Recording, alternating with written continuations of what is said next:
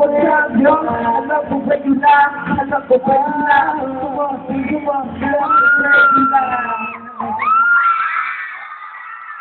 you so much. Thank you po. Gusto ng bayan? Anong gusto ng mga tiga-isitan? Kanino kiki si Elmo? Sa akin? Ang kaabang na mukha niya. Okay. Pwede ba natin pagbigyan? Ano?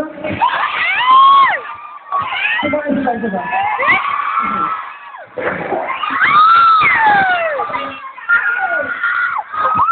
Okay.